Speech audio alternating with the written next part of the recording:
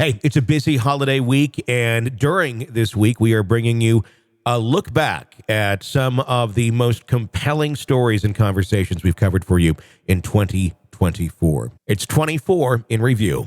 This is the Hidden Killers podcast with Tony Brueski, featuring former FBI Special Agent and Chief of the Counterintelligence Behavioral Analysis Program, Robin Dreeke. The surveys are going out in the Bryan Kohberger case, but surveys that it's not from the actual state or from the county for getting jurors polled. It's literally from the defense. Surveys going out to potential jurors. Don't have a copy of it to know exactly what was being asked, but questions are being asked. And Taylor behind this move, and the judge saying, stop, you really shouldn't be doing this. Joining me to discuss, Robin Dreeke, retired FBI special agent. I don't know. I mean, I know this type of action has occurred in other cases before where surveys will go out, but it does seem a little bit bizarre that the defense is throwing them out there. It appears they're trying to make a point of saying, see, it's going to be a biased jury pool here in the county as they continue to campaign for moving the trial. Again, we've said it every single time, Tony, and I'm going to say it again right here. If you ever know anything that did anything wrong, hire her. Yeah. She is throwing everything at the flagpole she possibly can to have them take it down. It's. I thought the judge did a really good job ruling on this too, or looking at it, and that is, yeah, okay, so it might be biased here, but because of the coverage it's got internationally, it's you're wasting your time trying to find an unbiased jury pool on this one, I think, because everyone has been exposed to it. Very much so. Taylor argued that the survey was meant to gather information of what potential jurors had already been exposed to through media, not to spread information. I mean, just the fact that she's doing this in this county, it's causing kind of a little stir up. I'm sure people going, did you get that survey? I got the survey. I mean, isn't that in itself kind of tainting the jury pool? I mean, or at least adding a little bit more ink to the pool of like, it's already got a lot in there. Like, quit putting more dye into the water. You would think so, because she's setting herself up to do an appeal on herself. Really? I mean, it is. It's like, if you're not, it just kind of feels like a move. Like, if you're not going to move this trial, we're going to try and convince you to, or find a way where you almost have to. I mean, can a defense taint the jury pool on purpose in an area that the judge wants to keep it in? I mean, I know you probably can't or shouldn't be doing that, but I mean, I guess it can be done inadvertently. So again, so let's go to the core of what I think she's trying to do. She's trying to save his life. Yeah. And the way you save a life, and the way you save a life here is to have it not be unanimous on a jury. Yeah. And if she can get one person to say, I doubt this because of X, Y, and Z, or she can then claim that someone was tainted or biased on the jury. I mean, there's a lot of things I think she's trying to equip herself with to save his life. And so that's why I think you're seeing everything thrown out here, because I don't think she's going, I mean, realistically, from everything we've seen, again, we don't know everything yet because it obviously is still not in jury time. I mean, in prosecution time yet in court. But from everything we're seeing, she is going to throw everything she can at the board to try to get doubt. And that's what she's going through. She's going in the court of public doubt.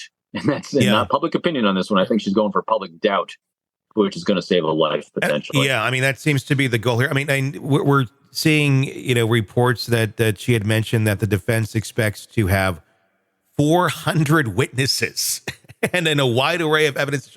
How do you have 400 witnesses? I mean, I know you have a list, and certain ones get pulled from the list. Are we stating 400 on the list, or is she literally saying we're going to make this one hell of a dog and pony show? And it's our time. We can call out whoever we want. I mean, it's almost like we're going to mess with the rules and the fundamentals of the of this proceeding just to create the doubt.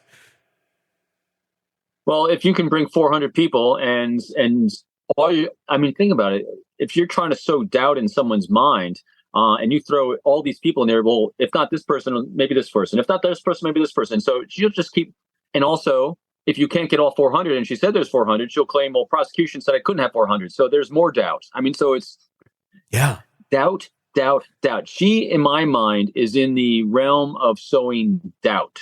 Yeah. And that is potentially the only thing I think that can save Koberger from the death sentence. I mean, it feels like someone who's playing a video game and putting the cheat codes in, where it's like, you suddenly have 400 extra lives. It's like, what are you like? How? Like, it's just, it just goes against logic of just how this should be proceeding on a sane level. Great analogy. Although I don't know if it's you actually have the cheat codes that you're putting in. I think she's searching for all those cheat codes. Mm-hmm. She keeps Googling what cheat codes. She gets another conglomeration. Yeah. And she's going to throw it out there and throw them all in to see if any of those work. But again, one objective. Yeah. And that's save a life. I literally think that's it. And she's good at it so far. April 17th, the hearing is going to be focusing on Koberger's possible alibi defense and not a trial date, but still on the alibi. But we're still on the alibi. And last year, they did provide some brief information about a possible alibi.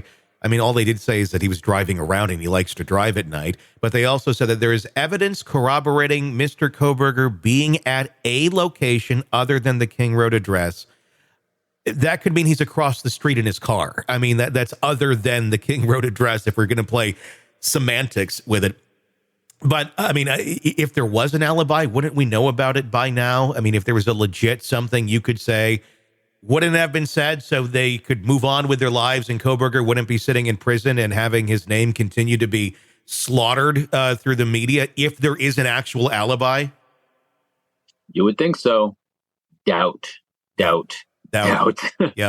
That's it. And so if the alibi doesn't materialize, then it gets people thinking, well, maybe there was an alibi. Maybe there was something. Again, that word maybe is the word that I think she's really focusing on. Maybe it was this. Maybe it was this. Maybe there is an alibi. Maybe there's not an alibi. Maybe there are 600 or 400 potential people that are going to show up as witnesses. That word maybe is what I think the key to her case is, because there's nothing else that we see anyway. Yeah, I don't know where it would possibly go. It just... It's been a great commercial for Ann Taylor as an attorney, this case so far. And I think that's part of it as well. I think my cynical part of my brain is every great defense attorney is not just thinking about this case, they're thinking about the next case they'll get based on this case. Want to listen ad-free? Want advance access to all of our interviews before anyone else?